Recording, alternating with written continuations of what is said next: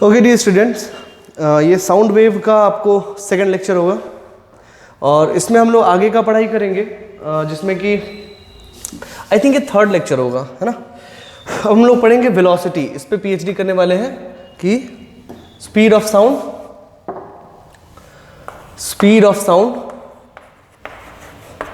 Sound in air. इस पे PhD करने वाले हैं हम लोग अभी, है ना। इसमें कुछ थ्योरीज है जो आपको जानना चाहिए, जो एग्जाम में आता भी है। तो हम लोग देखे थे इस एयर के केस में कि v is equal to root under beta upon rho आया था, ठीक है। बीटा अपॉन रो आया था, ठीक है, अच्छी बात है। अभी क्या हुआ कि ये तो चलो ठीक है, आगे एक्सप्रेशन आ गया, but actually speed of sound कैसे निकलेगा। स्पीड ऑफ साउंड वो लगभग 336 मीटर पर सेकेंड होता है, जो हम लोग सब जानते हैं। तो कह रहे वो आया कैसे, मतलब तो न्यूटन साहब ने बोला कि ठीक है, इसको हम लोग एनालाइज कर सकते हैं। कैसे एनालाइज कर सकते हैं, तो हमको ये पता था कि delta P is equal to minus beta into delta V upon V, ये होता है। ये था bulk modulus. Now the bulk modulus can be represented as V into delta P upon delta V, है ना। इस तरीके से हम इसको रिप्रेजेंट कर सकते हैं, ठीक है। अच्छा भाई, बात तो सही है। तो न्यूटन जी का इसमें थ्योरी क्या लगा, न्यूटन जी क्या सोचे कि इसमें ठीक है सर, एयर की बात है, तो इसमें कौन सा थर्मोडायनामिक प्रॉपर्टी है जो सेट हो सकता है। या आई थिंक ओके, या तो कौन सा थर्मोडायनामिक प्रॉपर्टी है जो इस पे सूट करेगी, क्योंकि एयर की बात है, उसके प्रेशर की बात है, and pressure is one of the thermodynamic property. Pressure, volume and temperature, these are the thermodynamic property of the gases. तो एयर भी तो एक गैसेस है। तो उसमें हम क्या सोचे, मतलब कौन सा ऐसा थर्मोडायनामिक प्रॉपर्टी है जो कि साउंड प्रोपेगेट करते समय अपने ध्यान में रखता है। तो इसमें न्यूटन जी आए, ठीक है। तो इसमें एक आया कि न्यूटन्स थ्योरी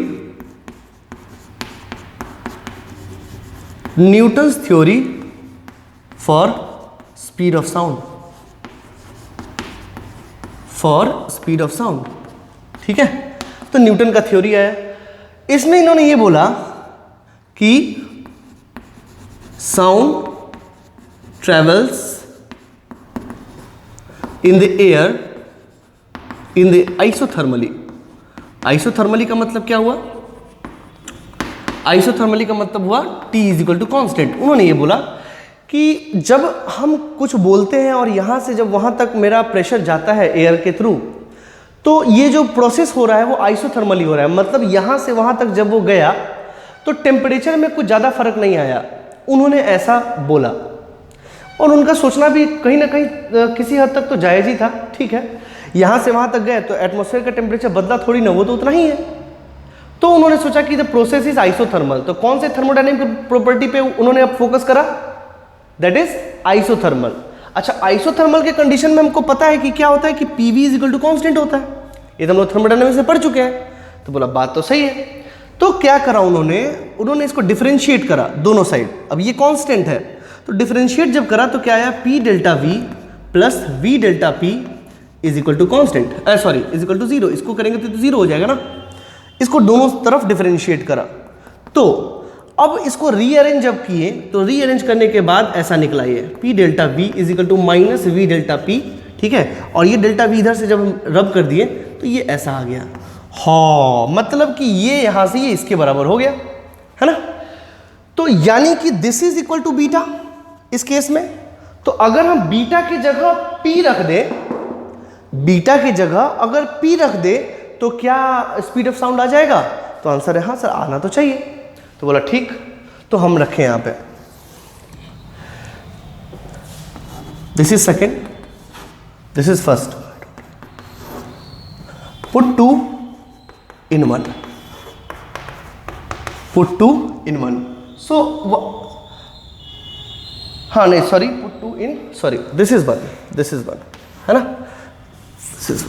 ठीक है। So put two in one. तो इस एक्सप्रेशन को अगर हम उसमें रखें तो स्पीड ऑफ साउंड क्या आ जाएगा, स्पीड ऑफ साउंड आ जाएगा दैट इज P अपॉन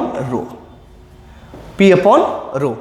अच्छा, अब कहने का मतलब है भाई प्रेशर कितना है, अब देखा गया कि प्रेशर कितना है, तो एटमॉस्फेरिक प्रेशर कितना होता है, हम लोगों सबको पता है कि एटमॉस्फेरिक प्रेशर जो होता है सर, वो बेसिकली होता है 1 × 10⁵ अप्रॉक्सीमेटली न्यूटन पर मीटर स्क्वायर, है ना ये। और जब रो देखा गया तो density of air is what, approximately it is close to 1 × 10⁵, it is close to 1.2 kg/m³, है ना, इस तरीके से kg/m³। Now by putting these value, अब ये प्रेशर और रो क्या है, मतलब जिस गैस की बात कर रहे हो उस गैस की बात कर रहे हैं, उसी गैस का प्रॉपर्टी डालना पड़ेगा ना। तो अगर हम एयर की बात करते हैं तो I have to put the value of P, ठीक है, I have P of what, air, and I have to put the rho of what, air, we have to put, ठीक है। तो हम उसको जब पुट करें तो v इज टू निकला √100 1 × 10⁵ अपॉन 1.2, और उन्होंने इसे कैलकुलेट करा, ठीक है।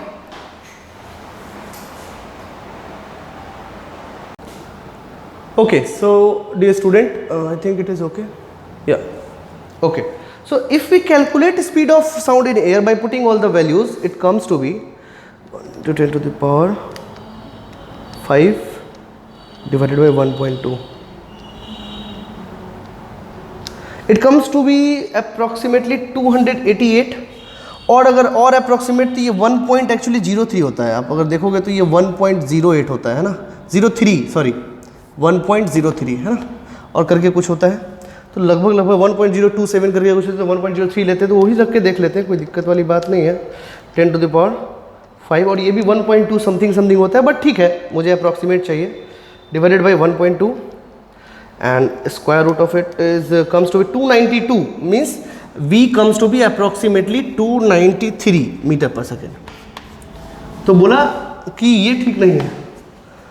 अभी हम लोगों को पता था कि v इज इक्वल टू है 336 m/s, बट न्यूटन से आपको क्या आया 293 m/s। तो यहां पे ये डिफरेंस था, तो यहां पे ये इसमें कुछ ना कुछ गड़बड़ी तो है, हम लोग आसपास पहुंचे लेकिन एग्जैक्ट नहीं पहुंचे। What does it mean? It means कुछ ना कुछ तो दिक्कत है। तो दिक्कत किस में हो सकता है? तो दिक्कत हो सकता है इनके कंडीशंस को समझने में, कि हो सकता है वो गलत कंडीशन समझे, यानी कि जो थर्मोडायनामिक कंडीशन उन्होंने लगाया आइसोथर्मल कंडीशन, हो सकता है वो आइसोथर्मल ना हो, वो कुछ और हो। तो इस बात को करेक्ट करने के लिए लैपलास आए, और फिर आया एक नया थ्योरी, लैपलास करेक्शन। करेक्शन इसलिए बोलते हैं क्योंकि उन्होंने न्यूटन्स की थ्योरी को करेक्ट करा, that is what is called Laplace correction. तो अब लैपलास करेक्शन देखेंगे जिसमें उन्होंने थर्मोडायनामिक प्रॉपर्टी लिया एडियाबेटिकली, और उसको चर्चा करेंगे। आप पहले इसको नोट कर लीजिए इसको अच्छे से। ओके, सो आप इसे नोट कर लीजिए।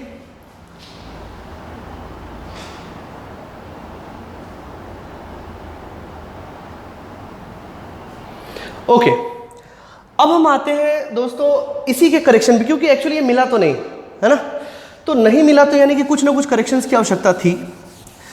तो उन्होंने सोचा, किसने सोचा? लैपलास। तो इसमें थ्योरी का नाम आता है Laplace correction.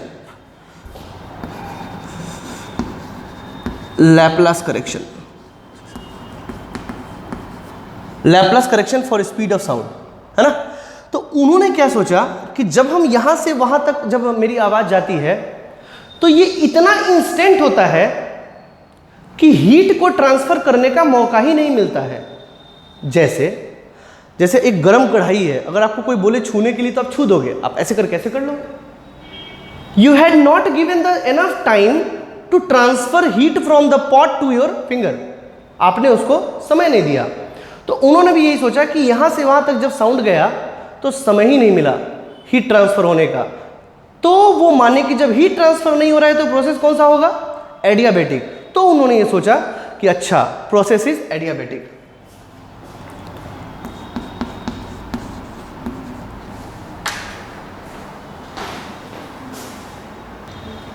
Okay, so he considered process of transfer of sound or propagation of sound in air to be adiabatic, adiabatic process. अब भाई एडियाबेटिक प्रोसेस तो है, चलो ठीक है। अब एडियाबेटिक प्रोसेस का क्या क्राइटेरिया है कि PV to the power gamma is equal to constant, PV to the power gamma is constant, ठीक है। और तब जब इसको हम डिफरेंशिएट करेंगे दोनों साइड में तो ये आएगा P, और इसको डिफरेंशिएट करेंगे तो gamma V gamma -1, okay, and it is delta V plus V to the gamma delta P is equal to 0, okay. And if we just rearrange the equation it is like this, minus V gamma delta P, and if we put it like this, further rearrangement if we do, it is gamma upon V to the power gamma -1, है ना, और ये हो जाएगा delta P upon delta V, ठीक है। अब ये इसको जब आप काटोगे, इसको जब आप काटोगे तो आएगा आपको, अब देख लीजिए, आपको आएगा V, I think I miss something, या it is gamma here, gamma तो और आएगा ना, ये गामा है ना। सो जब आप लिखोगे इसको तो ये आएगा गामा गामा V, है ना, delta P upon delta V, ठीक है, ये हो गया। और V इंटू डेल्टा P क्या है, बीटा। तो from this relation if you put, suppose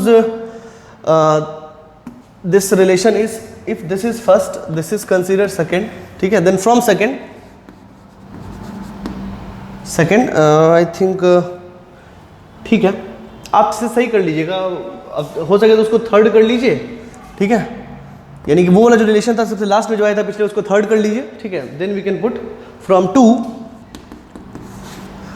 to we have, क्या हो जाएगा, P to the power is equal to minus gamma beta. Think कुछ गड़बड़ है, सॉरी, ये नीचे जाएगा ना, ये गामा अगर उधर गया तो नीचे जाएगा ना, 1 upon gamma, sorry 1 upon gamma, है ना, 1 अपन गामा, है ना। So beta is equal to what, that is, beta is equal to what, ये actually minus V delta P, यानी कि इसके जगह पे हमने बीटा रखा है ना, तो बीटा बन गया, तो बीटा आपका आ गया क्या, P इंटू गामा, है ना। This is considered to be fourth. Now put fourth, you have to just write again, I can't do anything about it, हम ड्रॉप कर सकते हैं, आपको लिखना पड़ेगा। तो बीटा की जगह क्या लिखेंगे, गामा रो, गामा P अपॉन रो, और P इतना है, ठीक है ना। और गामा एयर के लिए क्या होता है, एयर को हम लोग मोस्टली नाइट्रोजन होता है उसमें, तो हम लोग गामा एयर का 1.4 कंसिडर करते हैं by considering it to be diatomic molecule, है ना। तो डायटोमिक मॉलिक्यूल जब हम करेंगे तो उसका गामा कितना हो जाएगा, 1.4, तो यहाँ करेंगे 1.4, है ना। तो जब हम इसको करके देखें तो वैल्यू जो आया हमारे पास, वो आ गया 1.0303 into 10 to the power 5 into 1.4 divided by 1.2, so it comes to B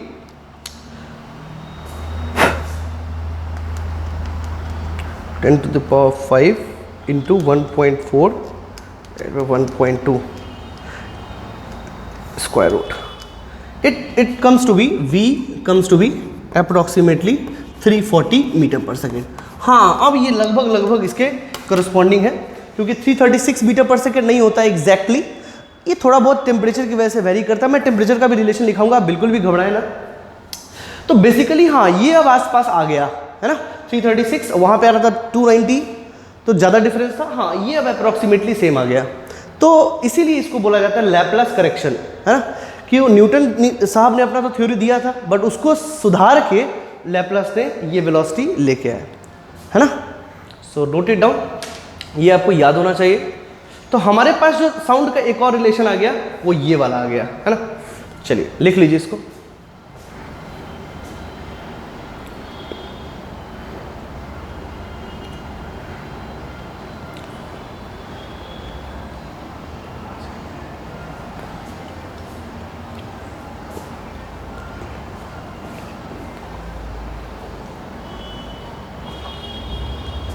okay, चलिए अब हमारे पास जो रिलेशन आ गया उसको यूज़ करके भी हमारे पास कई सारे सवाल पूछे जाते हैं कॉम्पिटिशन्स वगैरह में।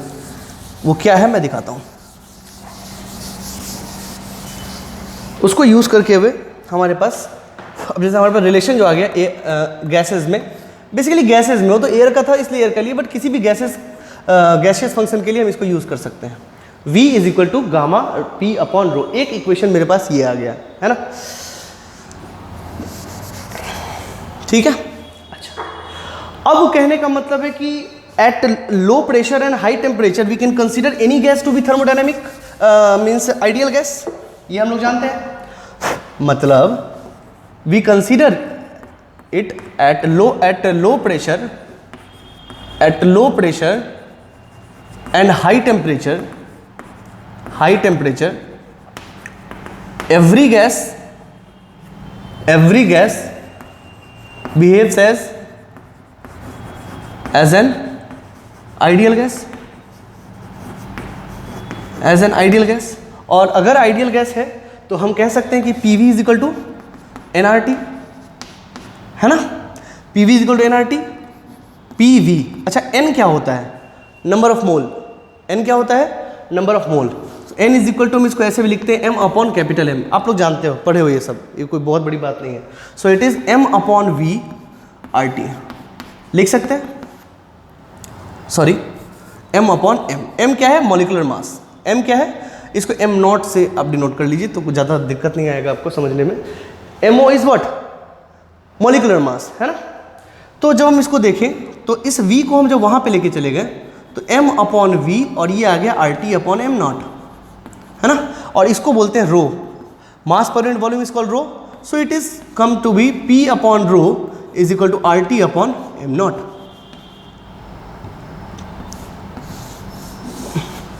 है ना, ये ठीक है। अब हमारे पास जो रिलेशन है V is equal to gamma P upon rho, है ना, root under. Suppose this relation, आपको ये फिर से लिखना पड़ेगा, ये मैंने तो मिटा के कर दिया, आपको फिर से लिखना पड़ेगा ये सारी बातें, है ना, तो फिर से फ्रेश में आपको ये सब लिखना है। तो सपोज दिस इक्वेशन इज 1, ठीक है, दिस इक्वेशन इज 2, है ना। So put 2 in 1, put 2 in 1, जब हम पुट करेंगे तो क्या आ जाएगा, V root under gamma RT upon M naught, ये है ना, ये टेम्परेचर के साथ रिलेशन है। तो जो रिलेशन आया हमारे पास उसको फिर से यहाँ लिख देते हैं। ये बहुत ही इंपॉर्टेंट रिलेशन है दोस्तों, ये वाला रिलेशन, ये रिलेशन बहुत इंपॉर्टेंट है।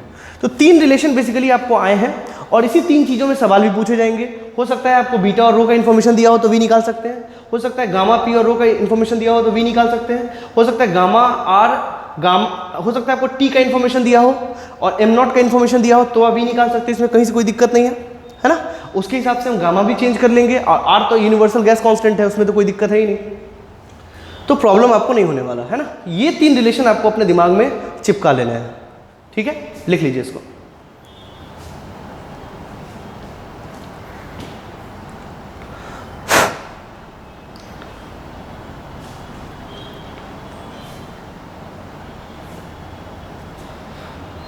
ओके, अच्छा, अब ये कंडीशन है वो तो मैंने लिखवा दिया आपको, ठीक है, एक्चुअली ऐसा ही होता है, बट अभी आपके सवालों में जो भी पूछा जाएगा आपको ये ऑटोमेटिकली मान लेना है कि ये कंडीशन वायबल है, मतलब सस्टेनेबल है, वो लग सकता है इसमें, है ना। अगर नहीं भी दिया हुआ ये कंडीशन तो भी आपको मान के चलना है कि ये फॉर्मूला एप्लीकेबल है ना, बट एक्चुअली में एक्चुअलिटी ये है ना। लिख लीजिए इसको। चलिए अब हम लोग थोड़ा और इस पे देखें।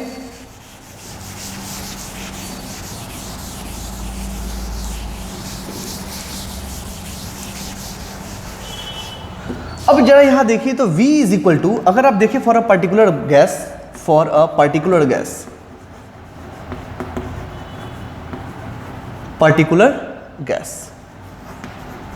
फॉर अ पर्टिकुलर गैस की बात करें तो V इज इक्वल टू क्या हो जाएगा, एक पर्टिकुलर गैस है तो उसका गामा और m नॉट जो है वो कांस्टेंट हो जाएगा, है ना। तो उसको हम ऐसा लिख सकते हैं, कांस्टेंट रूट अंडर T, ऐसे वेरी करता है। T क्या है, temperature, temperature should be in kelvin, temperature should be in kelvin.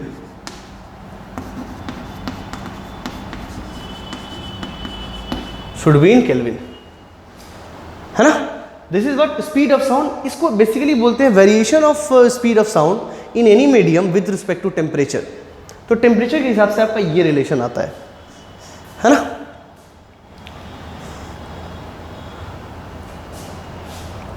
तो इसको लिख लेते हैं, लिख लीजिए आप।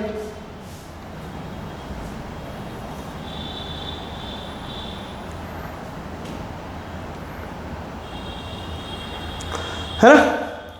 तो ये कंडीशन है, ये आपको एक बेसिकली आपको याद रखना है कंडीशन, ठीक है। क्योंकि अगर सेम गैस में पूछा है तो ये तो कांस्टेंट उसके लिए सेम रहने वाला है, और टेम्परेचर पे अलग अलग पे बात करेंगे। जैसे फॉर एग्जांपल एक क्वेश्चन करते हैं, for example if speed of sound, एक एग्जांपल लेते हैं, speed of sound of oxygen, oxygen मतलब O2 at temperature at T1, मतलब T1 is the temperature, T1 300 kelvin is कुछ भी ले लीजिए, suppose 220 metre per second, okay. Then find speed of sound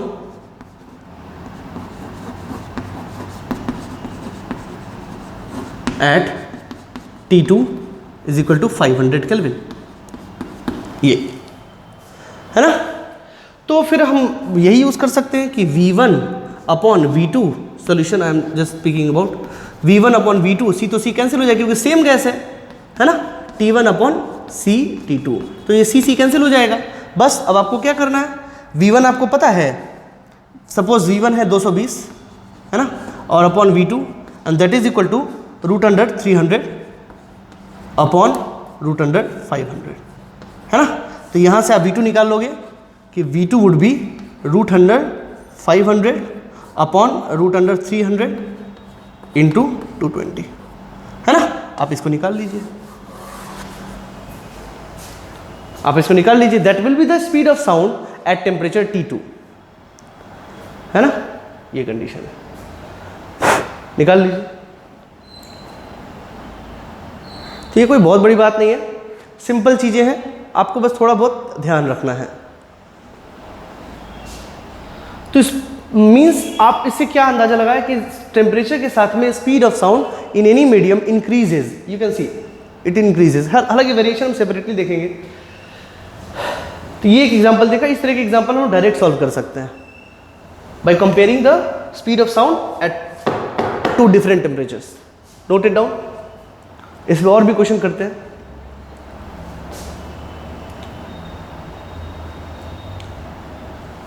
चलिए, अब अगर मान लो कि कभी आपसे V और T के बीच का ग्राफ पूछ दिया गया, है ना, तो देखो दो ग्राफ आ सकते हैं, एक V और रूट T के बीच में, ठीक है। तो ये तो हो गया आपको ऐसा, this T is what, absolute zero. यहां पे जीरो का क्या मतलब है, एब्सोल्यूट जीरो, है ना। और अगर V और T के बीच का ग्राफ दे दिया गया तो ये ग्राफ कुछ ऐसा होगा, है ना। Basically it is nothing but V square का ग्राफ है ये, V स्क्वायर T का ग्राफ है ना। तो वो ऐसा वेरी करेगा, तो इसलिए परेशान नहीं हो। ये जैसे मैं बताऊं, अगर मान लीजिए कि V is directly proportional to root T है, तो ये भी तो बोल सकते हैं कि V square is directly proportional to this, so V square is equal to CT, है ना। तो इस तरह का रिलेशन ऐसा आता है। सपोज अगर ऐसा होता तो y is equal to x square, वो ग्राफ ऐसा आता है ना। तो ये वाला ग्राफ कैसा होगा, means V square is equal to CT square का ग्राफ कैसा होगा, ऐसा। इसमें टेंशन लेने वाली बात नहीं है, आप लोग जानते हो ये सारी बातें, ठीक है। मैथ्स आपका वैसे ही बहुत अच्छा है, ठीक है। तो ये कंडीशन से आपको ये लिख लेना है, कभी पूछते तो आप ऐसा बना देंगे।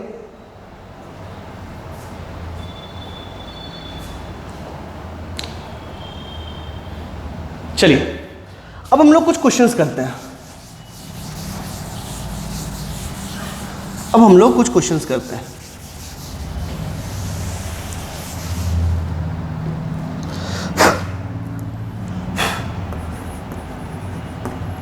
Find speed of sound of find speed of sound of O2 at 300 kelvin. अब ये निकालने के लिए आ गया है ना, तो कैसे निकालेंगे? ठीक है, करते हैं, कोई दिक्कत नहीं। सॉल्यूशन मुझे ये पता है कि V is equal to root under, आपको कौन सा फॉर्मूला लेना है इसको बताने की आवश्यकता तो है नहीं, ये वाला यूज करेंगे। सो it is gamma R T upon M not. अब इसमें सारी चीजें देख लेते हैं। अगर एसआई फॉर्म में देखा जाए तो गामा क्या होगा, डायटोमिक मटेरियल है, तो इट इज नथिंग बट 1.4। आपको पता है ना, ये Cp अपॉन Cv करके आता है ना, तो ये निकाल लेंगे 1.4। और m नॉट कितना होता है 32, 1 का 16, 2 का 32, 32 into 10 to the power -3 kg है ना। और T कितना हो जाएगा, T हो जाएगा 300 केल्विन, T हो जाएगा 300 केल्विन है ना। सो ये कंडीशन है। अब ये वैल्यूज रख दीजिए उसमें। अच्छा, R का वैल्यू क्या होता है 8.314 है ना, 8.314 किलो जूल, या फिर आप 8314 भी लिख सकते हो, नहीं 8.314 जूल, हाँ ठीक, जूल पर केजी, वो ग्राम में होता है। ये जूल पर केजी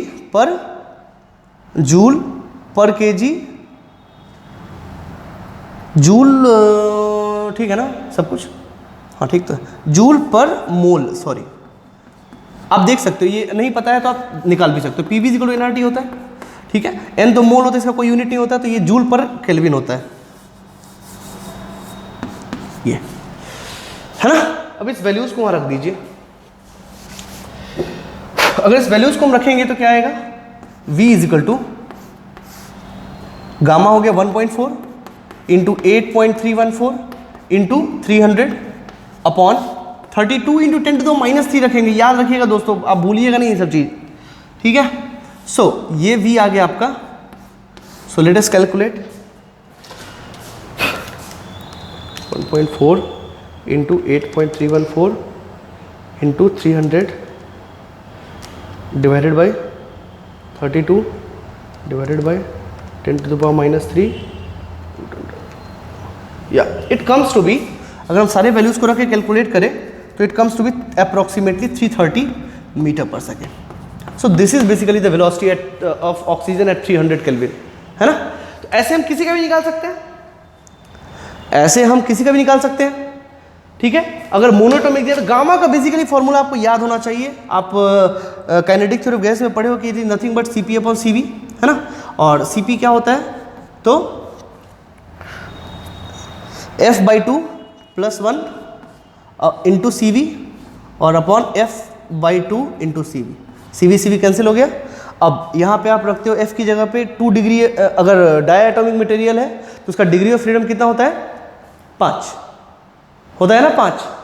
तो 5 जब होता है तो 5/2 + 1 और 5/2। ये मैं इसलिए बता रहा हूँ कि पता नहीं आपको याद है या भूल गए।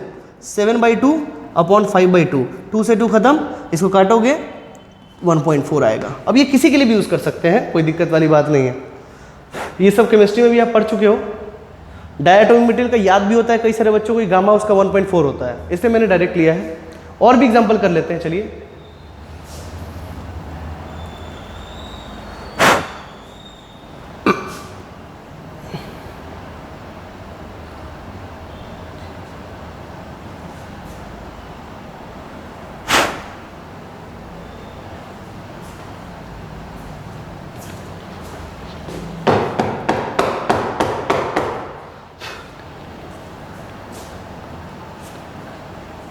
चलिए कुछ और क्वेश्चन करते हैं इसमें। अब जैसे इसी क्वेश्चन में हो गया कि चलो ठीक है ये है, अब हीलियम का बताओ तुम क्या होता है, देखे तुमको आता है कि नहीं। तो बोला कि आता तो है। हाँ, एक बात याद रखना है कि R का वैल्यू 8.3 रखना है, ठीक है, और m0 का वैल्यू kg में रखना है, ये आपको ध्यान रखना होगा। अगर गामा, अगर सॉरी मैं R अगर आप 8314 ले रहे हैं तो m0 का वैल्यू 32 ले सकते हैं। अगर आप R का वैल्यू 8.314 ले रहे हैं तो m0 का वैल्यू आपको kg में लेना पड़ेगा। इस बात को आपको याद रखना पड़ेगा। और नहीं अगर रखते हैं, गलती से अगर कुछ और रख देते हैं तो कैलकुलेशन में आपको दिख जाएगा स्पीड 300-400 के आसपास ही होता है। 300-400 के आसपास नहीं आ रहा है मतलब आपने कुछ न कुछ गड़बड़ किया है उसमें, है ना। फॉर एग्जाम्पल मैं बताऊँ इसमें, ये सॉल्यूशन। अब मुझे ये पता है फॉर्मूला कि ये होता है gamma R T upon M not, है ना। अब मुझे गामा क्या होता है, ये मोनो एटॉमिक मटेरियल है तो होता है F/2 + 1 और अपॉन F/2, है ना। ये CV और ये CV, है ना। तो गामा, अब ये कितना होता है अगर डायटोमिक सॉरी ये तो मोनो एटॉमिक मटेरियल है, हीलियम नोबल गैस है, तो उसमें हम लोग क्या लेंगे, F होता है उसका 6, आपको पता है ये सब चीज़, और ये होगा 6/2। So it is nothing but what, 2 से काट देंगे 3 बार में और 2 से ये काट देंगे 3 बार में, तो 3 1 4/3, है ना। 4/3 कितना हो गया 1.33, ठीक है। तो ये आ सकता है, आप लोग भी निकाल सकते हो। अच्छा, अब मान लो कि हम R8314 ले रहे हैं, ठीक है ना, तो मुझे m0 रखना पड़ेगा आपको इसमें ग्राम में। अगर हम ये ले रहे हैं कि 8314 जूल पर केल्विन, अगर हम ये वैल्यू ले रहे हैं, वो बेसिकली होता है 8.314 किलो जूल पर केल्विन होता है ना। मैंने सर जूल लिखा है, उसको किलो कर लीजिए, किलो जूल पर केल्विन होता है, ठीक है।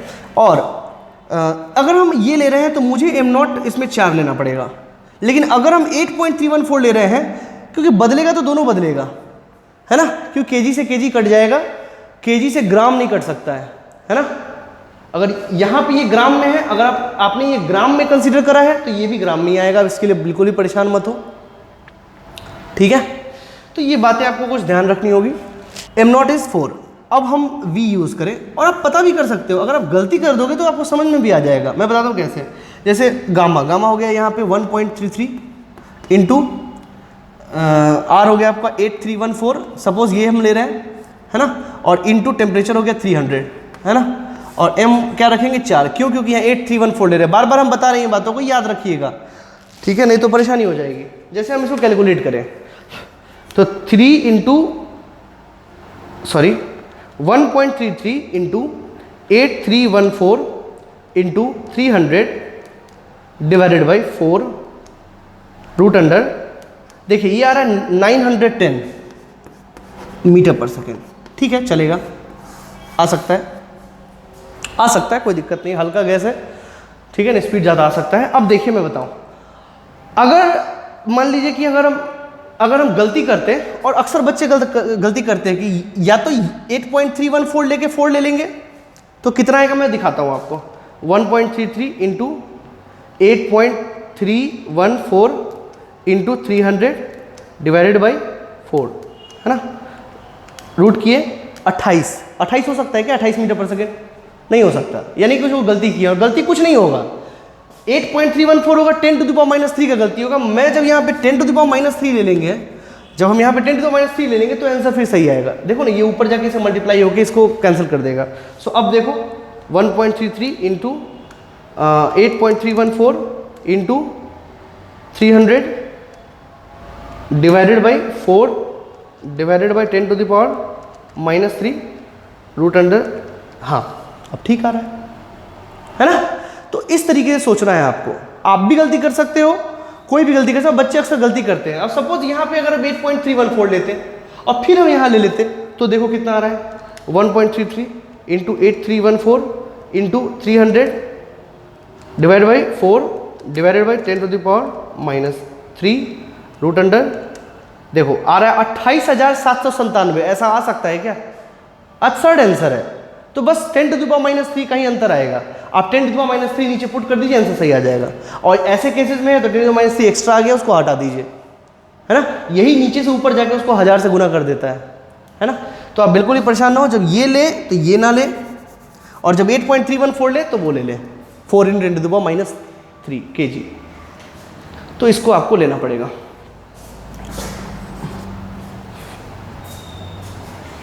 तो इस बात को याद रखने में तो कोई बुराई नहीं है ना। इस तरह के सवाल आपको पूछे जा सकते हैं एग्जाम में, है ना। अब इसी में और भी आपको सवाल लेना है, और भी ले लीजिए, मुझे क्या है, टाइम पास हो जाएगा वो। देखिए सपोज N2 का पूछ देता, है ना, ले लीजिए, क्या दिक्कत है, मुझे पता है, मेन तो है फॉर्मूला पता होना चाहिए, m0, है ना। तो ये क्या हो जाएगा, v इज इक्वल टू, ठीक है, V इज इक्वल टू अब गामा, पहले तो लिख लीजिए सारी बातें। गामा N2 है, डायटोमिक है, तो डायरेक्ट 1.4 लिख रहे हैं। कैसे आता है आपको पता है, R 8.314 किलो जूल पर केल्विन, है ना। और M0 को फिर क्या किस में लिखना पड़ेगा, किलो में, है ना। मतलब ये हो गया 7 दूना 14, 28, 28 इंटू 10⁻³ kg। पॉइंट में ले रहे हैं तो इस पे ध्यान देना है हमको बस, है ना। उसके बाद चलिए वैल्यूज रखते हैं। V is equal to 1.4 into 8.314 into T कितना आ रहा है 300, और M0 कितना है 28 इंटू 10⁻³ है ना। और जब हम इस वैल्यूज को रखें तो आ गया 1.4 into 8.314 into 300 divided by 28 divided by 10⁻³ root under 353 metre per second, या ओके चलेगा, है ना। तो ऐसे ऑप्शंस में भी आ सकते हैं, सिंगल चॉइस ऑप्शन, तो आप इसको कर सकते हैं। अब इसी में आपको और पूछ सकता है कि अगर स्पीड ऑफ साउंड इसका दिया हुआ है और पूछ दे 500 पे बताइए, 500 केल्विन पे, तो भी आप लिख सकते हैं, इसमें कहीं से कोई दिक्कत नहीं है।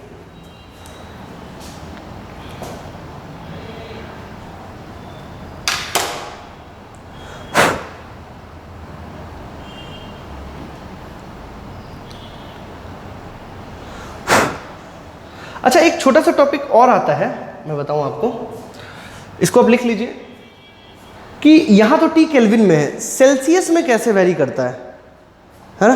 मैं बताता हूं।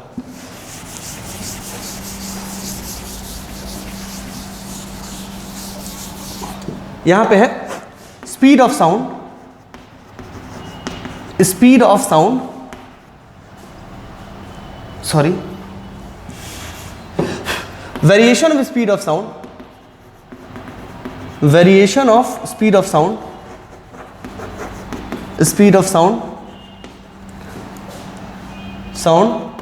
with temperature in Celsius,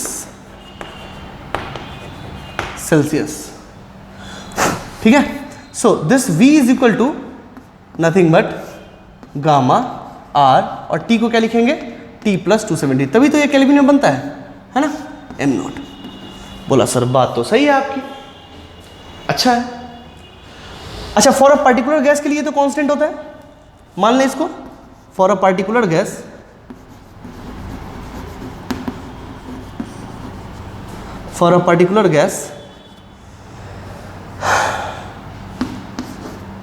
gamma R upon M0 is constant, then V can be written as C root under T plus 273, है ना। ऐसा हम लिख सकते हैं, बोला बात तो सही है।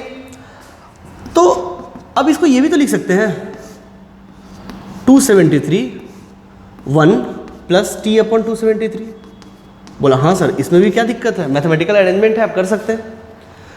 और ये 273 भी क्या है, कांस्टेंट है, इसको इधर लेके आ गए तो ये भी कांस्टेंट में मिल गया, मान लो वो C डैश है ना, C इंटू रूट अंडर 273, तो वो भी कांस्टेंट ही होगा, and that is root under 1 plus T upon 273, है ना।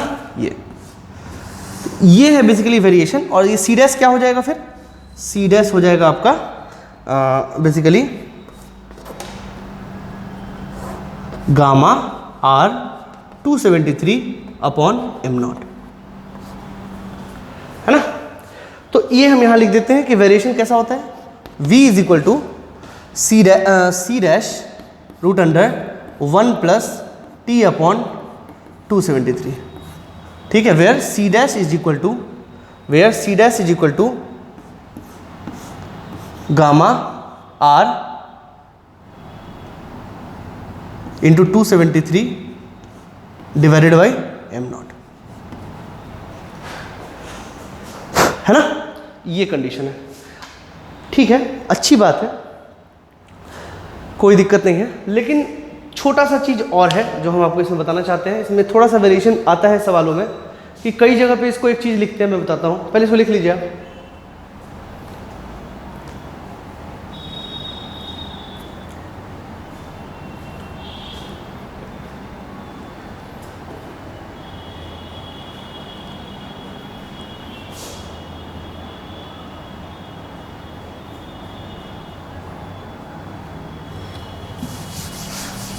चलिए, अब इसमें एक वेरिएशन है, मैं करा देता हूं। देखिए, जैसे पूछा गया if t is small as compare to 273 है ना, t इज लेस देन 273। अगर 273 से कम होता है मैग्नीट्यूड में, जैसे 10, 20, 30 डिग्री सेंटीग्रेड, 50 तक मान लेते हैं कि चलेगा ये, है ना, कि when t is less than 273, that is अब 50 तक, मतलब 50 के ऑर्डर तक, है ना, up to 50, t up to 50 चलेगा, है। तो ये क्या हो जाएगा, c डैश, और ये हो जाएगा 1 प्लस टी अपॉन 273 का पावर 1/2, है ना। तो अगर ये बहुत छोटा है, अगर ये बहुत छोटा है इससे, तो इसका वैल्यू 1 से बहुत कम हो जाएगा, और 1 से बहुत कम हो जाएगा तो इसको बाइनोमियल से क्या लिख सकते हैं, 1 प्लस 1/2 इंटू टी अपॉन 273। ये कहीं कहीं पे लिखा मिलता है आपको। तो बेसिकली इसके पीछे बेसिक ये है, C dash into 1 plus T upon, ये कितना हो गया, 256 आई थिंक, 546, 546। तो ये भी रिलेशन आपको कहीं कहीं पे देखने को मिलेगा, है ना, तो परेशान नहीं होना है। So v is equal to C dash into 1 plus T upon 546, है ना, जहाँ पे सी डैश आपका क्या है, वो तो सेम है, गामा r इंटू 273। ये कुछ नहीं है, मैथमेटिक्स को इजी करा गया है थोड़ा। आपको रूट निकालने में बड़ा परेशानी हो सकता है, बट इसमें कोई दिक्कत नहीं आएगा, है ना। और where t is up to 50 degree, यहाँ तक हम लोग मान के चलते हैं कि चलो ठीक है, सर्वाइव कर जाता है ये। तो ये आपको एक्सप्रेशंस है जो आपको ध्यान में रखने हैं, ठीक है।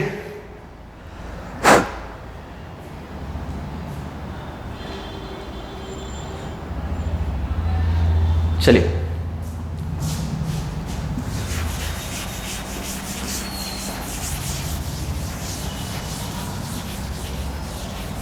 Now find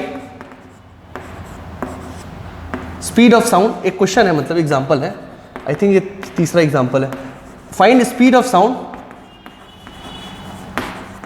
in O2 at t is equal to 300 kelvin.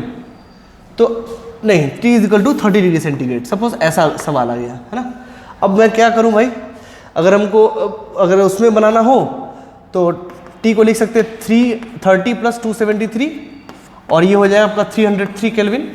और हम इससे भी बना सकते हैं, इसमें कोई दिक्कत नहीं है, मुझे कोई आपत्ति नहीं बनाने में, हम बना सकते हैं, नो डाउट, है ना। लेकिन हम चाहें तो वो भी यूज़ कर सकते हैं, वो इससे ईजी होगा, रूट नहीं निकालना पड़ेगा आपको। हालांकि इसके लिए तो करना ही पड़ेगा आपको, है ना। या फिर मान लो कि सवाल ऐसा आ गया कि O2 at 300, t is equal to 30 degree centigrade and t is equal to T1 is 30 degree centigrade और T2 is equal to 50 degree centigrade. या फिर ऐसा हो, मैं बताऊं, सवाल कुछ ऐसा दिया हुआ है, T1 is equal to 30 degree centigrade if speed of sound, या ऐसा कर लो 20 degree centigrade if speed of sound at t is equal to 30 degree centigrade is 330 metre per second. ये गिवन है ना। तो आपको इसमें रूट फूट करने की आवश्यकता नहीं है। अगर आप रूट करोगे तो क्या आएगा, मैं दिखा देता हूँ किस लिए सवाल थोड़ा सा मुश्किल हो जाएगा। अब आप देखो, अब आप लिखो v1 अपॉन v2, और यहाँ सीडस कैंसिल हो जाएगा, आ जाएगा रूट अंडर t1 प्लस 273 और अपॉन t2 प्लस 273। ये थोड़ा मुश्किल होगा आपको कैलकुलेट करने के लिए, है ना, इसीलिए उसको हटा दिया जाता है, बाकी और कोई खास बात नहीं है, ठीक है। लेकिन अगर हम अप्रॉक्सीमेशंस लें तो आसान हो जाएगा ये हमारे लिए। v1 upon v2 is equal to C dash तो कैंसिल हो जाएगा, 1 + 30 अपॉन 546, है ना, और ये हो जाएगा 1 + 20 546, ठीक है। और ये हमको दिया हुआ है 330, तो ये V2 निकालने में कौन सा बड़ा बात है, आप इसको यहीं पे सॉल्व कर लेते हैं। 546 + 30 दैट इज 576 अपॉन 546, और यहाँ पे 546 + 20 566 अपॉन 546, ये कट जाएगा 576 अपॉन 566, ठीक है। तो V2 = क्या हो गया 566 अपॉन 576 इंटू 330, ठीक है। अब इसको कैलकुलेट करके निकाल लीजिए, ये आसान हो गया आपके लिए। अब आपको रूट फूट का चक्कर नहीं आया, इसलिए सवालों को हम लोग इस अप्रोक्सीमेशन को ध्यान में रखते हैं जिससे कि सवाल आसानी से बन जाए। ये हो गया 324 मीटर पर सेकेंड। आप उससे भी करोगे तो अप्रोक्सीमेटली यही आएगा, है ना। तो इस तरीके से हम सवाल कर सकते हैं, ठीक है। इसीलिए इसको रिमेंबर किया जाता है, याद रखा जाता है इसको, ठीक है। इसको लिख लीजिए।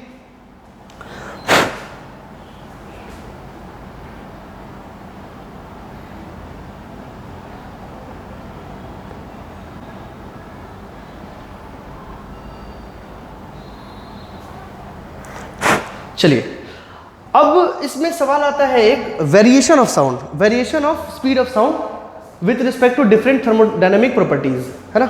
तो वो देखते हैं। अब उसमें एक एक चीज है, प्रेशर के साथ क्या होता है, डेंसिटी के साथ क्या होता है, टेम्परेचर के साथ क्या होता है, ह्यूमिडिटी के साथ क्या होता है, वो भी हमको पढ़ना पड़ेगा। तो पहला टॉपिक आता है variation of speed of sound, speed of sound with respect to pressure.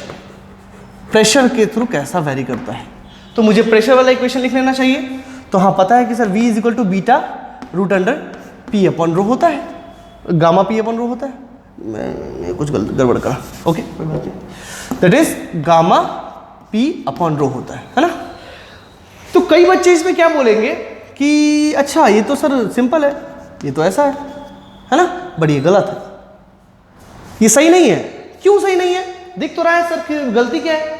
तो गलती ये है कि प्रेशर को चेंज करेंगे तो डेंसिटी नहीं वेरी करेगा क्या। ऐसा समझे, किसी को अगर दबाए, प्रेशर बढ़ाए तो उसका डेंसिटी क्या होगा, वो भी तो बढ़ेगा। आप अगर गैस है उसको आप कंप्रेस किए, प्रेशर अप्लाई किया, प्रेशर बढ़ाया आपने, तो डेंसिटी क्या हुआ, वो भी तो बढ़ गया। तो प्रेशर बढ़ाने से तो ये भी तो बढ़ गया ना। ऐसा होता है कि ये पोर्शन कांस्टेंट रहता तो आप वेरिएशन देख सकते हैं इसके ऊपर, बट ऐसा नहीं है। प्रेशर इज डिपेंडेंट ऑन रो, आप इसमें कोई कमेंट नहीं कर सकते क्या होगा नहीं होगा, है ना।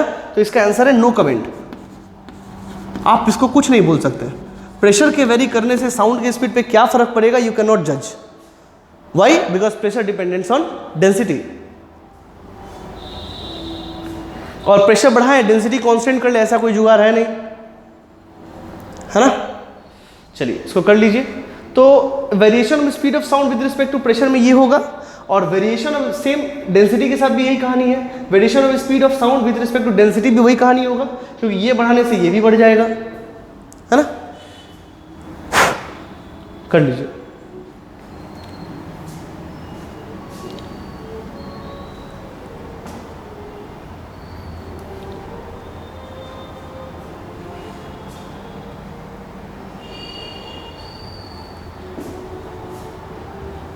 ओके, दूसरा है with respect to temperature.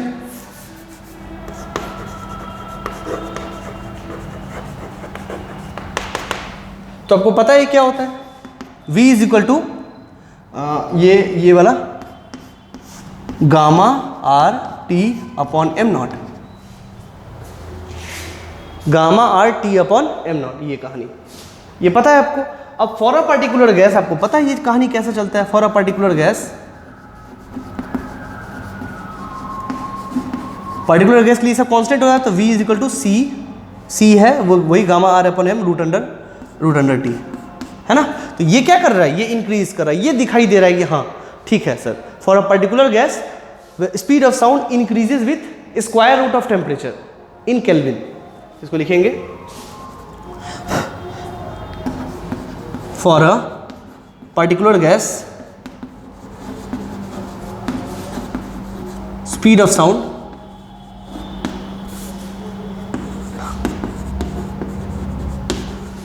sound increases with square root of temperature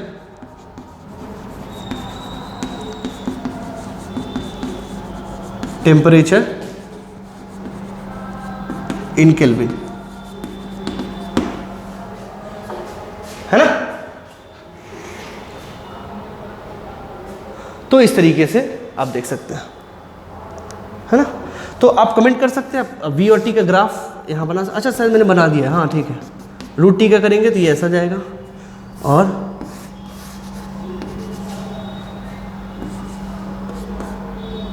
we और टी का ग्राफ ऐसा।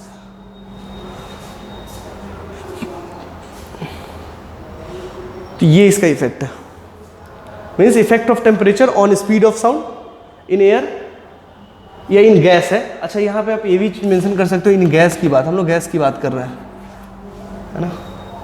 लिख लीजिए।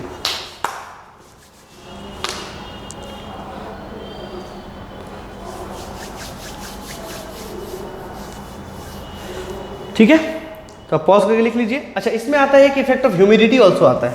पूछा आता है कि विद रिस्पेक्ट टू ह्यूमिडिटी कैसे वेरी करता है। विद रिस्पेक्ट टू ह्यूमिडिटी,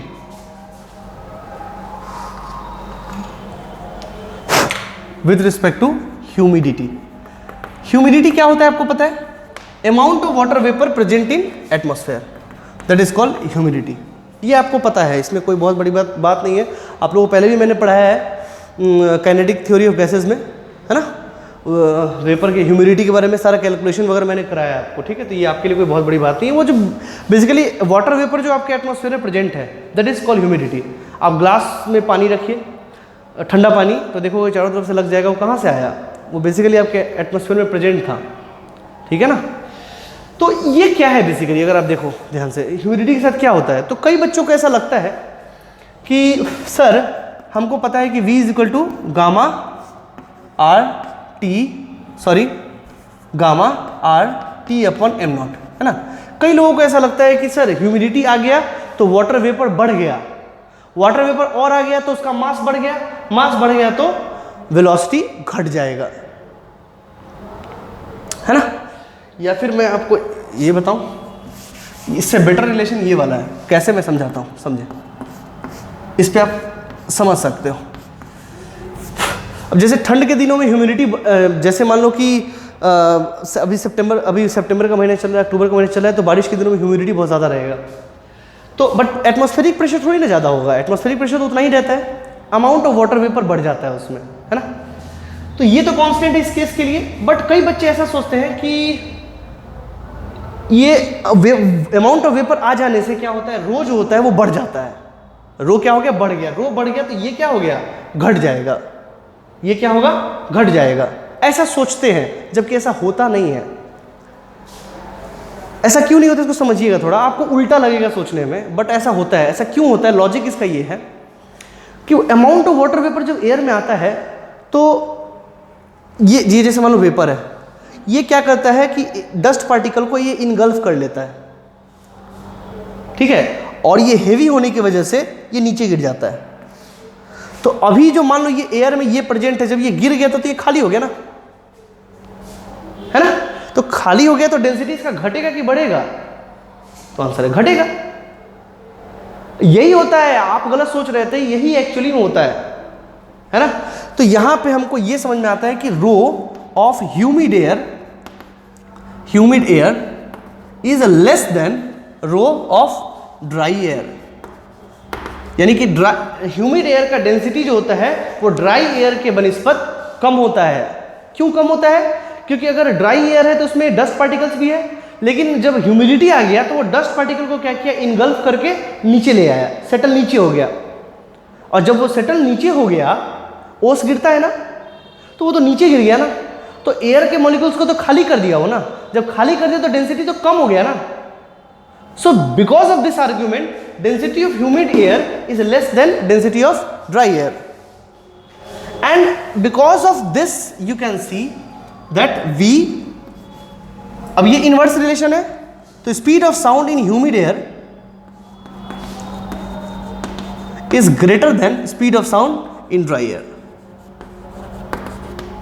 क्योंकि ये कम हो गया तो ये ज्यादा होगा, सो दैट इज वाई ये, यानी कोई भी आपसे पूछे कि ह्यूमिड एयर में स्पीड ऑफ साउंड ज्यादा होगा या कम होगा, so you can analyse from this relation and better to go for this relation. और इसके पीछे आर्ग्यूमेंट क्या है मैं लिख देता हूं यहां पे,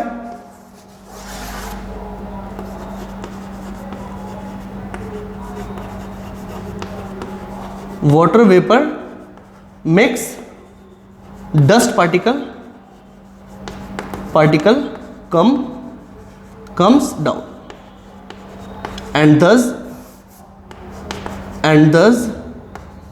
making air less denser, है ना। तो ये आर्ग्यूमेंट के पीछे जाइए, आपको ये समझ में आएगा और ये समझ में आएगा, तो वाया दिस रिलेशन ये समझ में आ जाएगा, है ना। और इस केस में आपको एटमॉस्फेरिक प्रेशर, क्या ठंडा में एटमॉस्फेरिक प्रेशर कम होता है क्या, सर दर्द करने लगता है आपका, ऐसा होता नहीं है, क्योंकि प्रेशर कांस्टेंट होता है। एटमॉस्फेरिक प्रेशर 1 × 10⁵ ही होता है, थोड़ा बहुत वेरी करता है बट दैट इज इनसिग्निफिकेंट, ठीक है। So this is the basic case, अब इसको लिख लीजिए। Okay, so write it down.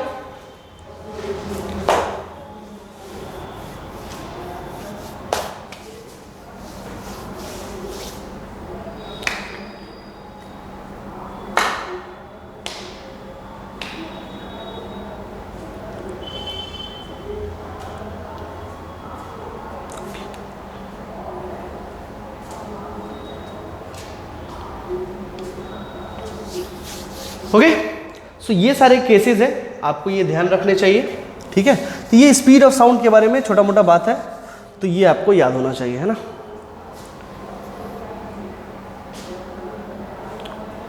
ठीक है, चलिए। अच्छा, एक और चीज है जो प्रैक्टिकली है कि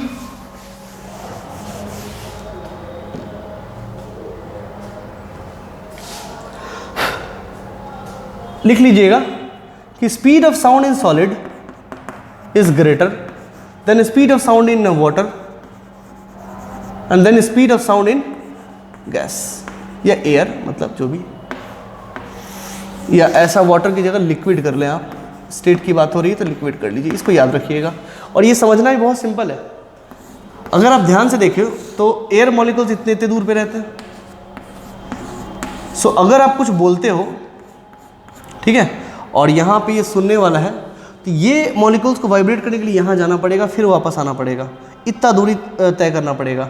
लेकिन अगर हम लिक्विड की बात करें तो वो पास होते हैं, है ना, वो तुरंत यहाँ जाके वापस आ जाएगा, ठीक है। So it will take less time, ठीक है। तो ये आर्ग्यूमेंट्स आप इसको समझ सकते हैं।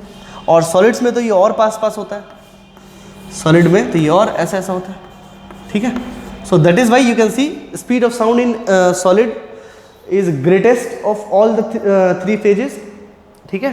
और better to say speed of sound in solid is greater than liquid than gas, ठीक है।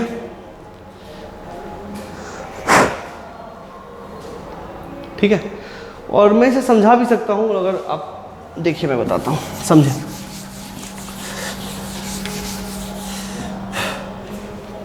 कंप्रेसिबिलिटी फैक्टर जो होता है,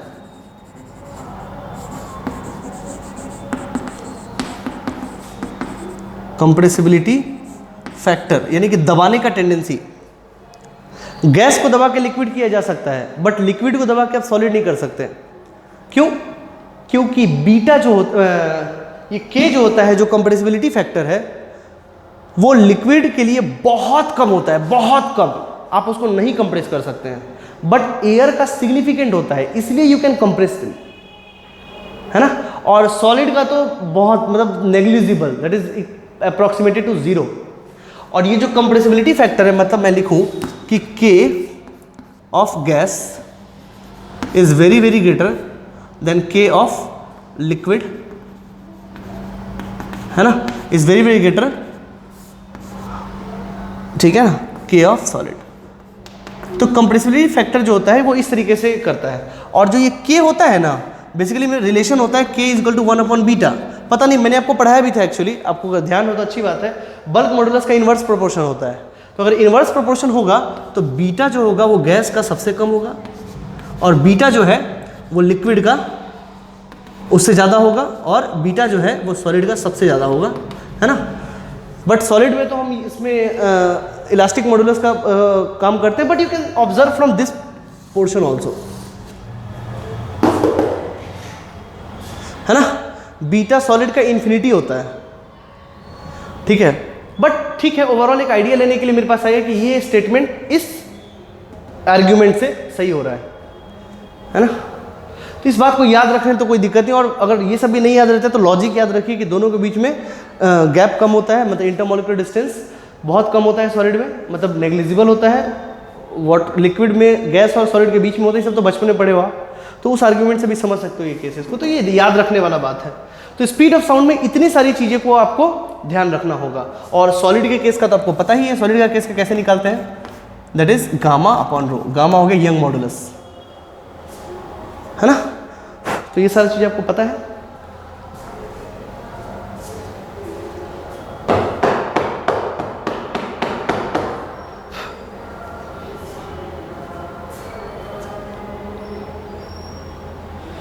चलिए, ये एक टॉपिक था जो खत्म हुआ। दूसरा टॉपिक है दोस्तों इसमें स्टैंडिंग वेव, है ना। तो इसमें भी स्टैंडिंग वेव बनता है ना। स्टैंडिंग वेव एयर कॉलम वगैरह में स्टैंडिंग वेव बनते हैं। Standing wave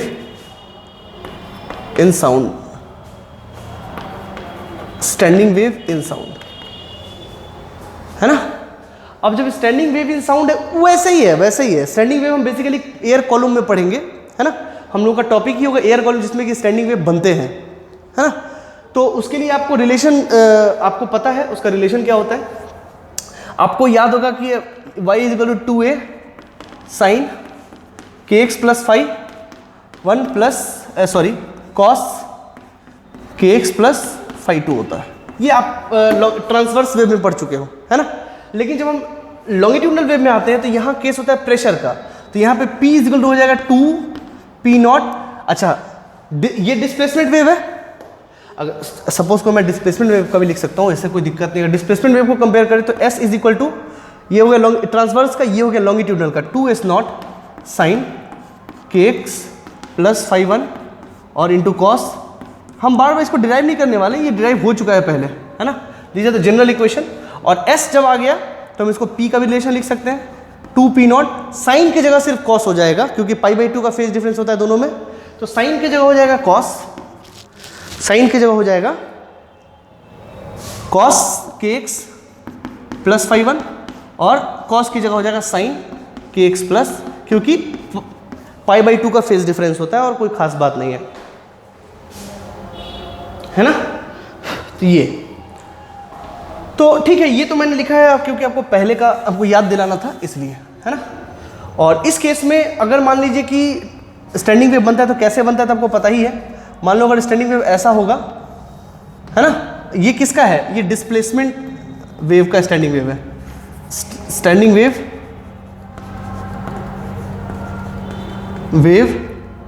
of displacement equation, है ना। और अगर हम प्रेशर का देखें तो वो कुछ ऐसा आता है। सॉरी, ये क्या किया मैंने, जहां पे मैक्सिमम है वहां 0 और जहां 0 है वहां मैक्सिमम, ऐसा, है ना। यहां मैक्सिमम, यहां पे ये मैक्सिमम, और यहां पे जहां ये मैक्सिमम वहां ये 0 है। तो ये हो गया आपको प्रेशर, यानी कि स्टैंडिंग वेव शेप मैं आपको बता रहा हूं, है ना। स्टैंडिंग वेव फॉर प्रेशर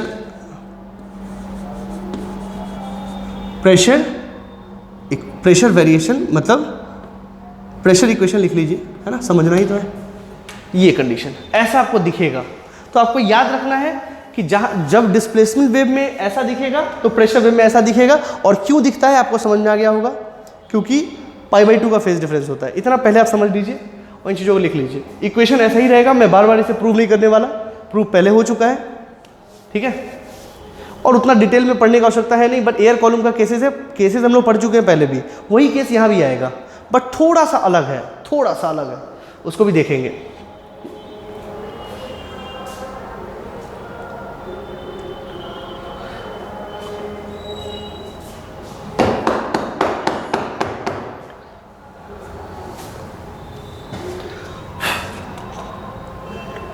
चलिए ये लिख लीजिए। अच्छा, अब हम ना इसमें एयर कॉलम की थोड़ी सी बात कर लेते हैं, क्योंकि एयर कॉलम आपको समझ में आना चाहिए। एयर कॉलम कुछ एक पाइप होता है, पाइप है ना, उसको एयर कॉलम बोलते हैं।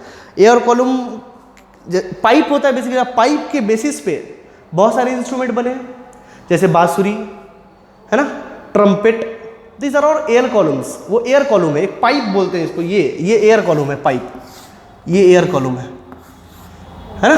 तो एक जनरली पाइप होता है, longitudinal cylindrical portion, hollow cylindrical portion is called air column, है ना, जिसमें एयर आ सकता है। अब इसमें दो है, ओपन एयर कॉलम और close air column. Air column में दो होते हैं, क्लोज्ड। अच्छा, एयर कॉलम को लोग ऑर्गन पाइप के नाम से भी जानते हैं, है ना, ऑर्गन पाइप, इसी को ऑर्गन पाइप बोलते हैं, ठीक है। तो ऑर्गन पाइप में आता है, एक होता है closed organ pipe, closed organ pipe, और ओपन ऑर्गन पाइप, ठीक है। अब ये कैसा होता है, तो ये आपको लगेगा दोनों साइड से क्लोज्ड होगा। अरे भाई, दोनों साइड से क्लोज्ड होगा तो एयर कहां से पास करेगा, है ना। क्लोज का मतलब होता है एक साइड क्लोज्ड, एक साइड बंद।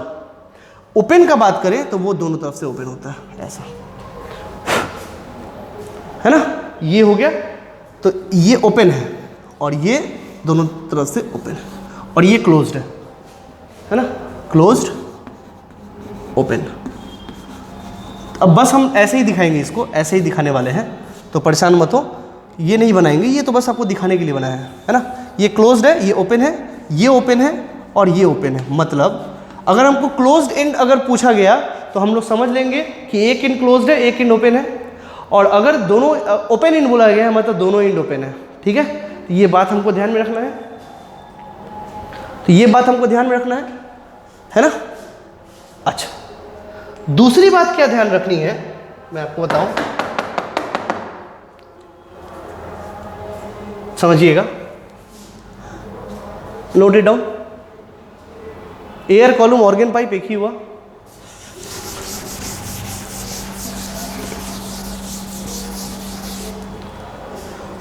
दूसरी बात यह है कि जैसे रिफ्लेक्शन,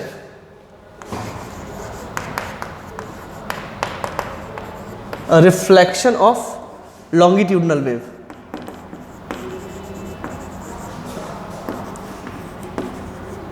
ठीक है। अब जैसे ट्रांसवर्स वेव में तो आप पढ़े थे, मैंने पढ़ाया था आपको कि अगर ये वाला अगर फिक्स्ड इन पे जाए, ठीक है, तो ये अंकल टकरा के कैसे आएंगे, ऐसे, है ना, पाई का फेज चेंज आ जाएगा। ये होता है रेयरर से डेंसर मीडियम से टकराएगा तो नीचे होके आएगा रिफ्लेक्टेड वेव, है ना। लेकिन अगर ओपन इन रहा, अगर ये ओपन इन रहा, ठीक है ना, अगर ये ओपन इन रहा तो आपको पता है कैसा आने वाला है, ये वापस ऐसा ही लौटेगा,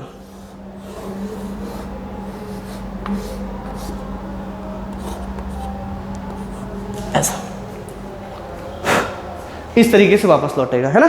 तो ये आपको पढ़ाया गया था कि ये जा रहा है रेयरर टू डेंसर, तो ये मैंने लिखाया हुआ है, आप देख लीजिएगा, रेयरर टू डेंसर, और ये होता है denser to rarer, denser to rarer, ये फ्री इंड है ना, डेंसर टू रेयरर, ये मैंने आपको पढ़ाया है, ठीक है। लेकिन ये लॉन्गिट्यूड ट्रांसवर्स में वो सही है, वो चलेगा, वो मैंने प्रूफ कराया था एक्सप्रेशन से, बट ये अलग है थोड़ा, इसमें अलग होता है। अलग क्या होता है मैं बताऊं, समझेंगे। जैसे मान लीजिए कि सपोज करिए आपने ना एक ये इसको बोलते ट्यूनिंग फॉर्क, आपने एक कंप्रेशन, इसको हिलाया तो ये कंप्रेशन बना। अब ये कंप्रेशन यहाँ से जाना शुरू हुआ तो ये कंप्रेशन यहाँ पहुँचा। तो कंप्रेशन में क्या होता है, जो एटमॉस्फेरिक प्रेशर है PA प्लस डेल्टा P0 है ना, टोटल प्रेशर तो यही हुआ ना। तो ये तो डेंसर मीडियम हुआ ना, ये क्या हुआ, प्रेशर ज़्यादा है तो डेंसिटी इसका ज़्यादा है ना।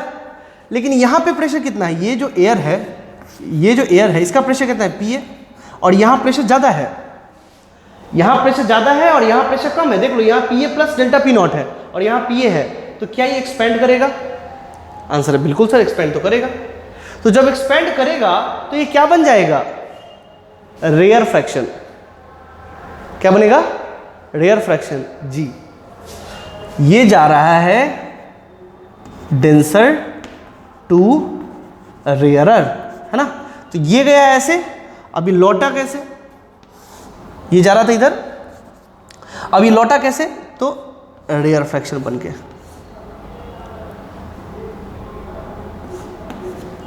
क्यों बन गया, क्योंकि यहां प्रेशर ज्यादा, तो फैलना तो था ही इसको, ये तो फैलेगा ही, और जब फैलेगा तो बन जाएगा क्या, रेयर फ्रैक्शन, और फिर वापस आएगा। मतलब कि ये हो ऐसे ही रहा है, हमने एक को लेके बताया है आपको ताकि आपको इजीली समझ में आ जाए। ये ऐसे गया, उसमें क्या था कि ये डिस्प्लेसमेंट जो था ये ऐसे गया तो ये ऐसे आगे चला गया, है ना। लेकिन यहाँ पे जब ये गया, ये डिस्प्लेसमेंट गया, मेरे लिए तो डिस्प्लेसमेंट ही है ना, प्रेशर डिस्प्लेसमेंट मीन्स प्रेशर। तो प्रेशर का मैक्सिमा जब यहाँ से यहाँ गया तो यहाँ पे वो फैल गया। क्यों फैल गया, क्योंकि यहाँ हाई प्रेशर यहाँ लो प्रेशर है, ये फैलेगा, फैल के क्या बन गया, रेयर फ्रैक्शन, यानी कि ये हुआ कंप्रेशन और ये हुआ रेयर फ्रैक्शन। तो इसमें अंतर क्या होता है कंप्रेशन और रेयर फ्रैक्शन में, पाई शिफ्ट। सर ये डेंसर टू रेयर जा रहा है और रिफ्लेक्शन में पाई शिफ्ट आ रहा है, ऐसा तो नहीं था। पहले तो देखो क्या था, डेंसर से जब रेयर में जा रहा था, जब ये डेंसर से रेयर में जा रहा था तो रिफ्लेक्टेड वेव देखो वैसा ही आ रहा था, कोई पाई का शिफ्ट नहीं था। लेकिन इसमें आ रहा है ना, ये देखो। तो यहां उल्टा होता है, ठीक है, केस ये होता है, ध्यान में रखेंगे कि उल्टा होता है। फिर लाइट में वही होगा, लाइट में क्या होगा, चेंज मत करें, लाइट कौन सा वेव है, ट्रांसवर्स वेव है, उसमें ये वाला चलेगा, लॉन्गिट्यूडनल में इस तरीके से चलेगा, याद रखना है, ठीक है। अब अगर ये तो क्या डेंसर टू रेयर, अब रेयर टू, अब अगर रेयर टू डेंसर हुआ तो देखिए, अब मान लीजिए फिर ये तुनतुना बजा, जब ये तुनतुना बजेगा तो ये कंप्रेशन मान लो, ये यहां से गया और इससे टकराया। अब इससे टकराया तो ये तो एयर है ना, और ये टकराया तो मान लो ये स्टील है या वुड है, चाहे कुछ भी है, एयर से तो ज़्यादा ही डेंसिटी का है ना। तो ये कैसा जा रहा है, रेयर टू डेंसर। लेकिन ये अंकल जब इससे टकराएंगे तो यहाँ पे एयर थोड़ी ना है, वो तो इससे टकराया ना, है ना। तो अब इसके बाहर ना एटमॉस्फेरिक प्रेशर है, यहाँ पे तो कोई प्रेशर का चेंज है नहीं, तो अंकल जैसे गए थे वैसे ही वापस आ जाएंगे।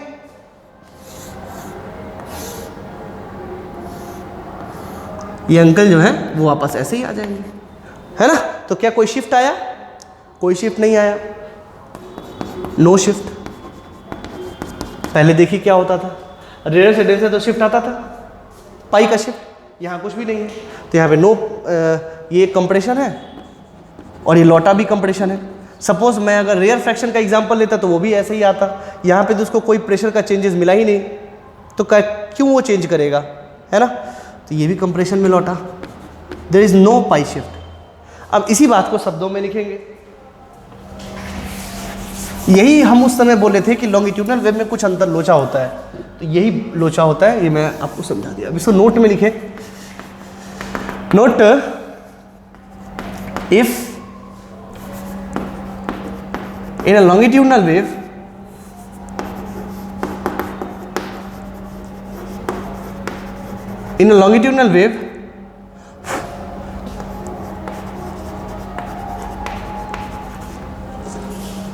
when a wave pulse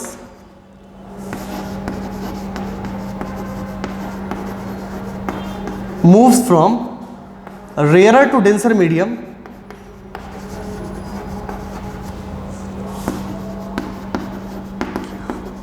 rarer to denser medium, rarer से denser medium, it experiences a shift of, it experiences a phase shift of pi, that is compression from rarer to denser. नहीं मैंने उल्टा लिख दिया, ये डेंसर इसका लिखा रहा है पहले, है ना, तो ये डेंसर टू रेयरर है ना, डेंसर टू रेयरर है ना, rare medium, it experiences a phase shift of pi, that is compression becomes rarefaction and vice versa, है ना। अच्छा दूसरा,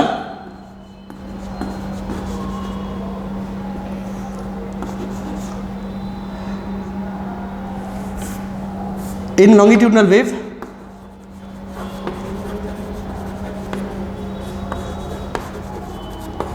when a wave pulse या फिर वेव, है ना, moves from rarer to denser medium,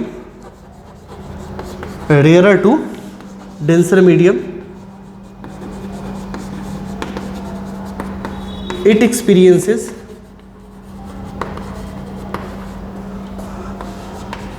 no change in phase, phase में कोई चेंज नहीं आता है।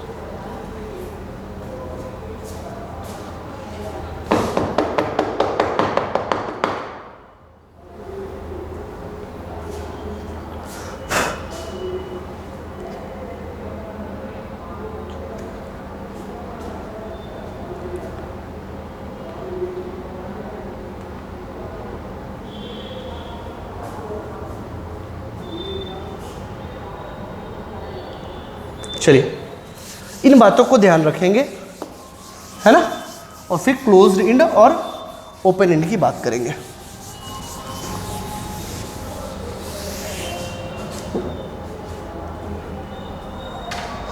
अगर हम क्लोज्ड एंड की बात करें,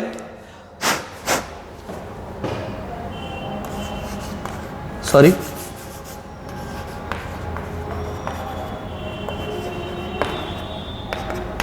क्लोज्ड एंड ऑर्गन पाइप, मतलब लिख लो ऑर्गन पाइप, ठीक है। तो इसमें देखें, तो मान लीजिए ऐसा केस है, ये है ना, तो इस केस में, है ना, आप जैसे मान लीजिए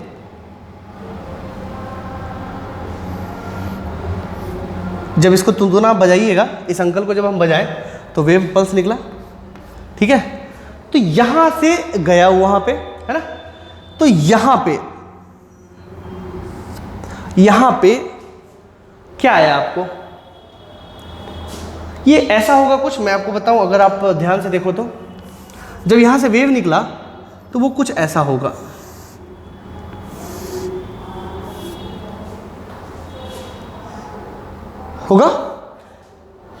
मेरी बात ध्यान सुने, ये ओपन एंड है, ठीक है, तो ओपन एंड पे प्रेशर कितना है, मेरी बात सुने, मैं फिर से बताऊं आपको समझ में आ जाएगा, परेशान ना हो, ये है ना, ओपन एंड, यहां प्रेशर कितना है, पीए, अगर ये एटमॉस्फेरिक प्रेशर पीए है तो डेल्टा पी यहां पे क्या है, इस एंड पे 0, अरे इसके अंदर जो होगा सो होगा ना, बाहर थोड़ी ना कुछ होने वाला है।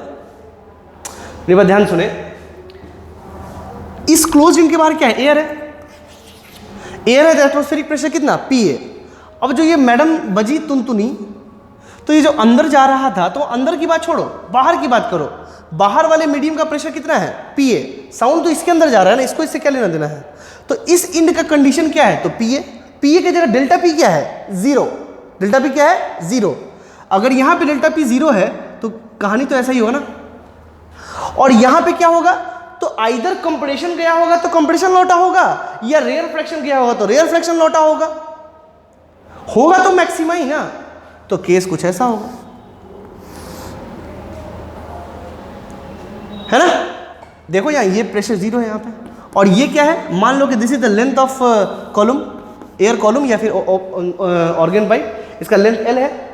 और इसका ये कितना दूरी होता है, अरे भाई साहब मैंने आपको बताया था, ये होता था लेमडा, ये होता था लेमडा बाई टू, और ये होता था लेमडा बाई 4, आपको पता है ना। तो ये कितना होगा, लेमडा बाई 4, L इज इक्वल टू लेमडा बाई 4, है ना। Suppose it is lambda not by 4। So यहाँ पे ये कितना हो गया।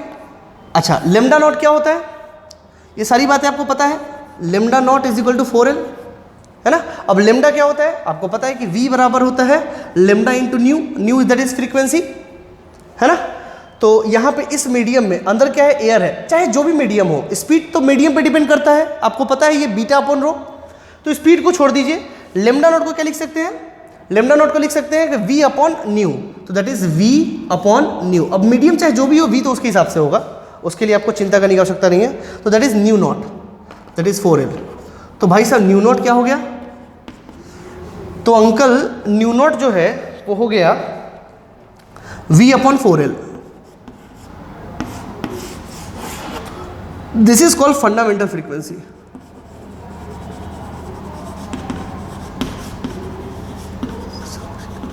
फंडामेंटल फ्रीक्वेंसी क्या बोलते हैं इसको, फंडामेंटल फ्रीक्वेंसी। और रेजोनेंट फ्रीक्वेंसी, इसका ये भी नाम है, रेजोनेंट फ्रीक्वेंसी, है ना। अब अगर और बढ़ेगा, हम ओवरटोन करेंगे, जैसे वहां ओवरटोन होता था वैसे यहां भी तो ओवरटोन कर सकते हैं। ओवरटोन तो कर देंगे, लेकिन ये कंडीशन थोड़ी ना बदलेगा, यहां पे तो 0 ही होगा और यहां मैक्सिमम होगा। तो कैसा आएगा,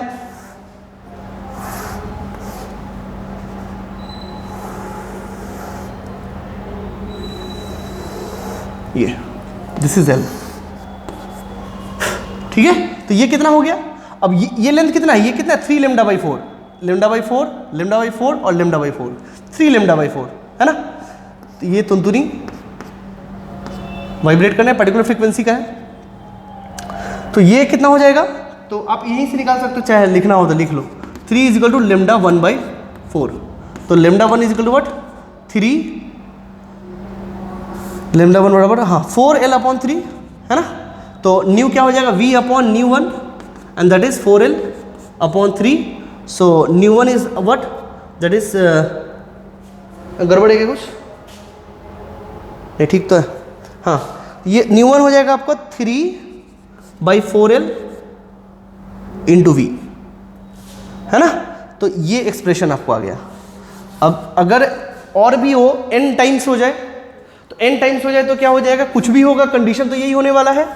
तो यहां पे देखें, यहां पे जैसे ये देखो 4L, है ना। यहां पे क्या मल्टीप्लाइड है 1, यहां क्या है 3, ऑड नंबर्स, तो वो कुछ ऐसा चलेगा, मैं बताऊं आपको। अब क्या होगा, 5/2 होगा, 7/2 होगा, तो that would be new n।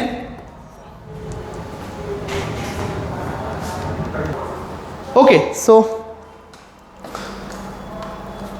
so you get कि new n is equal to that is 2n plus 1 upon 4L into V, है ना। और V को क्या लिख सकते हैं, 2n plus 1 upon 4L, और V को क्या लिख सकते हैं, root under beta upon rho, जैसा कि आप लोग जानते हो ये, है ना। So this is the resonating condition. इसको क्या बोलेंगे, इसको फर्स्ट ओवरटोन बोलेंगे। कैसे कैसे मैं बताता हूँ, आप परेशान मत हो। ये हो गया n का रिलेशन, इसको ध्यान रखें, फिर हम सारी चीज़ों को लिख देते हैं। पहले भी इसको लिख लीजिए।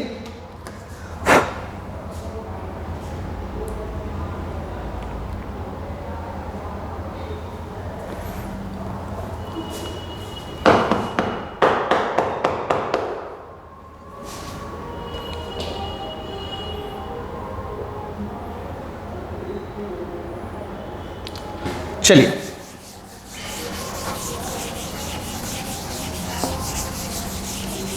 शेप के साथ इसका कहानी देख लीजिए। न्यू नॉट क्या हो जाएगा, that is 1/4L into beta upon rho, है ना। इसका फिगर कैसा बनेगा,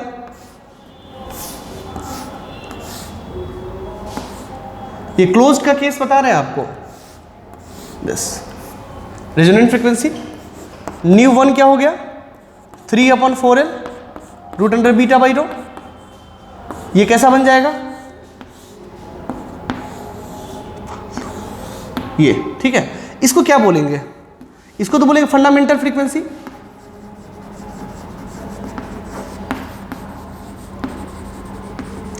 इसको बोलेंगे फर्स्ट ओवरटोन, क्योंकि दूसरी बार ये आया है ओवरटोन करके, इसको बोलेंगे फर्स्ट ओवरटोन, ठीक है। अच्छा, इसको कितनी बार रिपीट करा है, ये 3 बार, 1 2 और 3 बार रिपीटेड है, इसको बोलेंगे और थर्ड हार्मोनिक्स, हार्मोनिक्स के टर्म्स में इसमें थर्ड हार्मोनिक्स बोलेंगे इसको, ठीक है।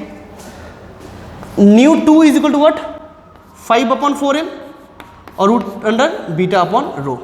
ये क्या हो जाएगा आपको ऐसा,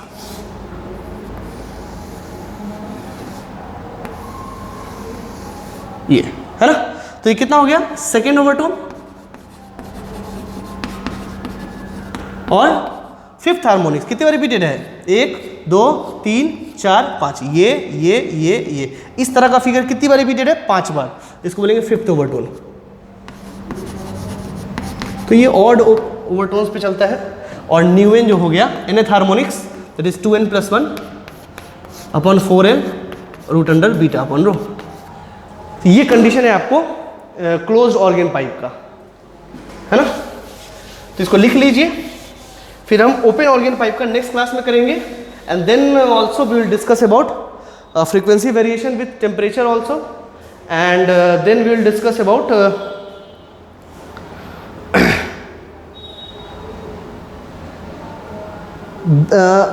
फिर और कुछ बच जाएंगे, बीट, कुछ ट्यूब्स हैं जैसे कुंड्स ट्यूब, रेजोनेंस ट्यूब, ये सारी चीज़ें आपको पढ़नी है, कंपटीशन में पूछे जाते हैं, उस पोर्शन से ज़्यादा क्वेश्चंस आते हैं, तो नेक्स्ट क्लास में वो करेंगे, ठीक है। और इतना करने के बाद आप HCV का एक्सरसाइज का 1 to 35 क्वेश्चन बना सकते हैं। तो आप इसको बना के आइए, और जो नहीं आता है मेरे से ग्रुप में पूछिए, मैं इसे डिस्कस भी करूँगा, ठीक है। तो तब तक के लिए इसको रहने देते हैं, तो अच्छे से पढ़िए। Thank you.